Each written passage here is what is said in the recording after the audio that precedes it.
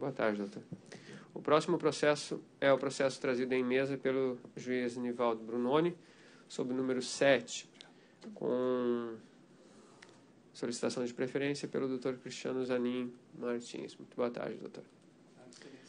Com a palavra o relator. Poderia fazer só o uso da palavra pela ordem, excelência? Uma rápida questão. Doutor, claro que eu lhe daria a palavra, mas não costumam ser suscitadas questões de ordem antes de o relator ter a palavra. Bem rapidamente.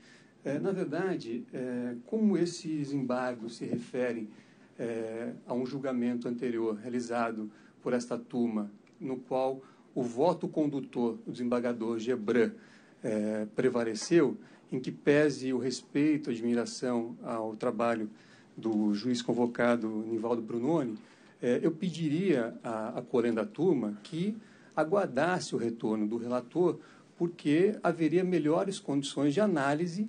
Afinal, o voto condutor e objeto dos embargos de declaração seria mais razoável que houvesse essa análise na presença do relator originário.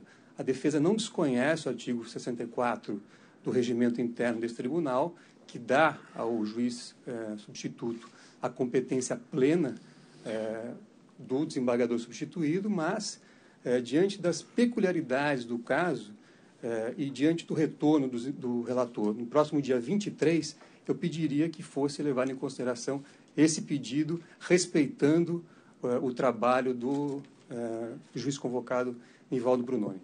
Obrigado, senhor. Com a palavra o relator, então, sobre a questão de ordem. Senhor presidente, eu não vejo razão para isso, me inteirei bem dos fatos, estou apto para julgar. Ok. A mim também parece que, estando o substituto no exercício pleno da jurisdição em lugar do relator, moralmente, em se tratando de segundo embargo de declaração, não há razão para qualquer protelação, de maneira que eu também rejeito a questão de ordem. Desembargador Victor Loss. Senhor presidente, eu não compreendo haja qualquer empeço, qualquer embaraço ao que o juiz federal Nivaldo Brunoni profira voto, examine a questão. Sua Excelência conhece os autos, tem se dedicado a todos os processos que são da relatoria do desembargador João Pedro Gebran Neto. Não vejo qualquer empecilho a que prossigamos no julgamento. Ok. Com a palavra o relator, então, destacando que se trata apenas de pedido de preferência. Ok, senhor presidente, eu vou resumir bem sucintamente. Trata-se de embargo de declaração, posto por Luiz Inácio Lula da Silva, em face de acórdão proferido por esta 8ª turma, relacionado à denominada Operação Lava Jato, que, por unanimidade, conheceu em parte dos primeiros embargos de declaração opostos pela defesa do acusado, e nessa extensão deu-lhes parcial provimento apenas para sanar erros materiais no voto, sem, todavia, alterar a conclusão e o provimento do julgado.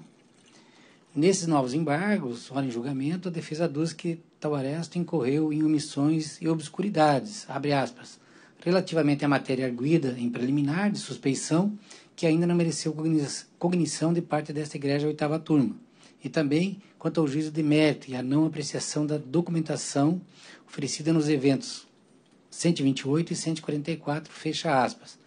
Eu, depois de analisar todas as ponderações da defesa, senhor presidente, concluo que é manifesta a inadmissibilidade desses segundos embargos de declaração, isso porque os julgados que foram postos em face do julgamento da apelação criminal, não se pode admitir a possibilidade da defesa buscar a reabertura de discussão sobre matérias já superadas, sobretudo diante de já declarada a inaptidão dos primeiros embargos para modificar a compreensão a respeito da responsabilidade criminal do réu.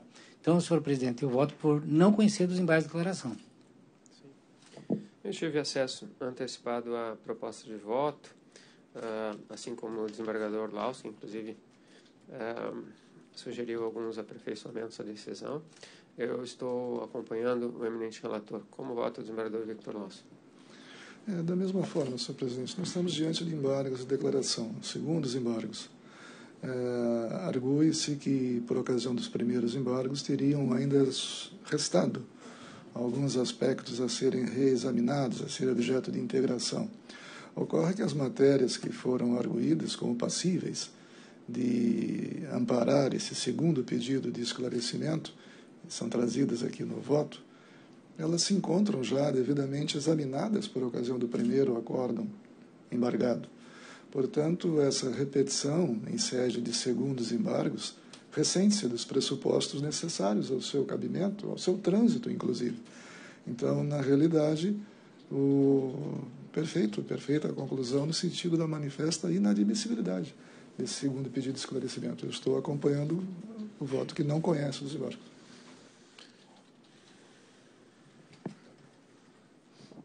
A rigor, os embargos de declaração são recursos, digamos, excepcionais, porque a turma, e quando digo a turma, é o relator, o revisor, o desembargador vogal, se debruçam sobre os autos do processo, sobre as provas, a sentença, os recursos, enfim, o parecer do Ministério Público, e, via de regra, fazem uma análise completa dos argumentos que são trazidos. É claro que, invariavelmente, há insurgências e inconformismos de parte a parte, mas é o que se deu nesse caso. Foi objeto de uma dedicação muito grande da turma, já por ocasião do julgamento da apelação criminal, depois dos embargos de declaração, e novos embargos de declaração costumam